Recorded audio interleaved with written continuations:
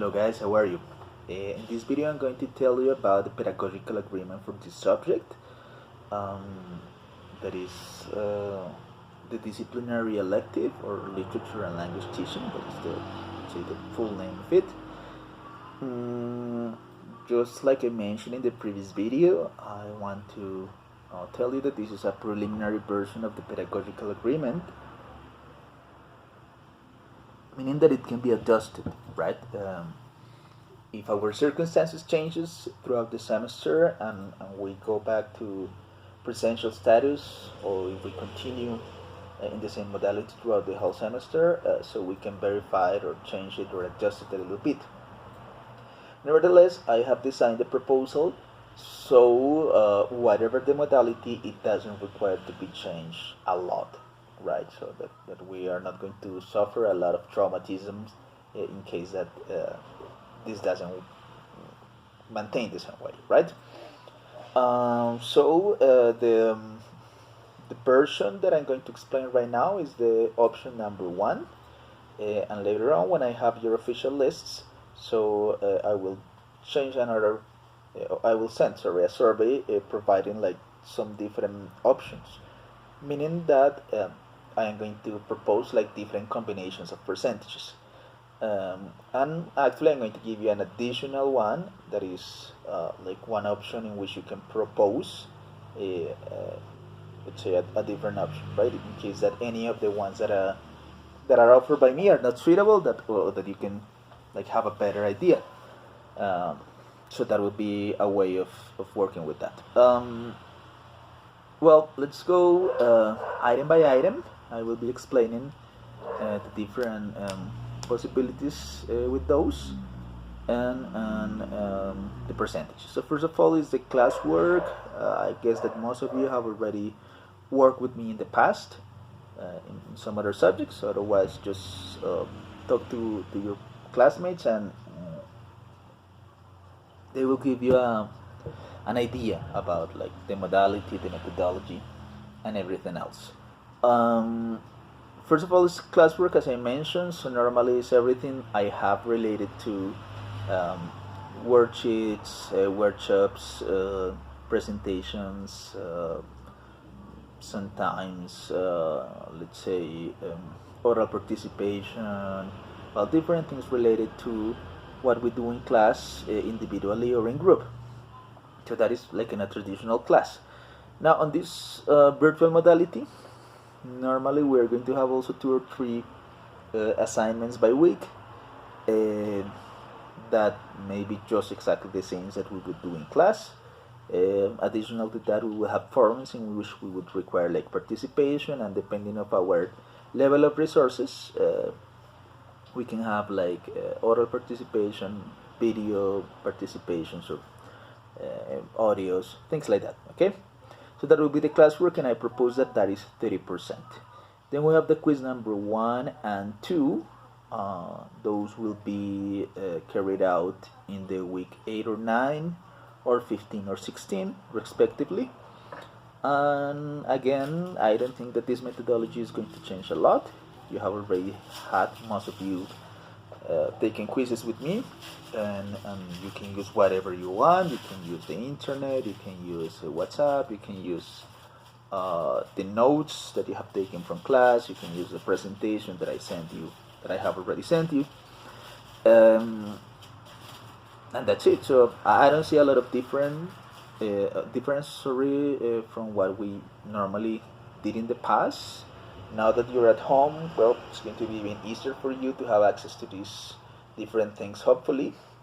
Normally a quiz takes about 2 hours tops, like some people just finish before that, but that's the average, and they are accumulative, meaning that in the quiz number 1 we're going to have the contents from the week number 1 to week that is immediately before the quiz, maybe 7, maybe 8, and then we have all of the contents like reflected or that are necessary to be analyzed in the quiz number 2 in the week 15 or 16.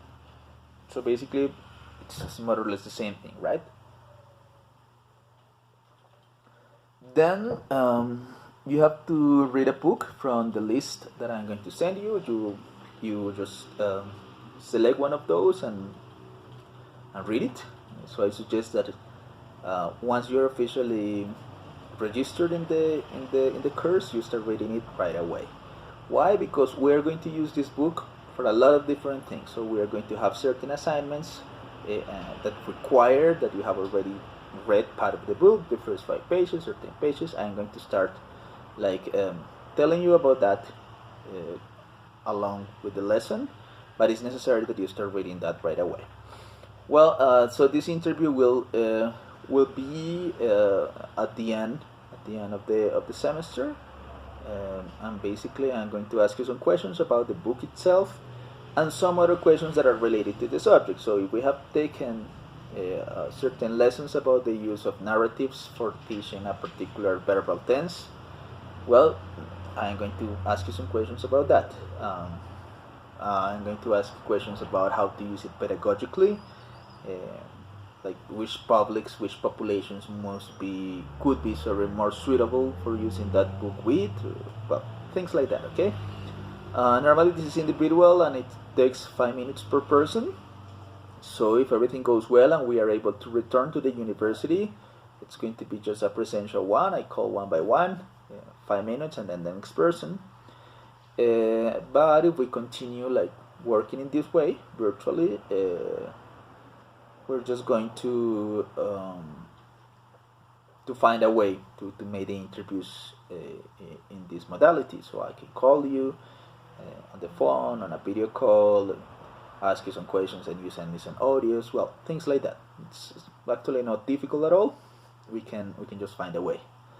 Later on, we have the well, by the way, that is 10%. I'm not sure if I have already mentioned the previous one, so I'm just going to do that again.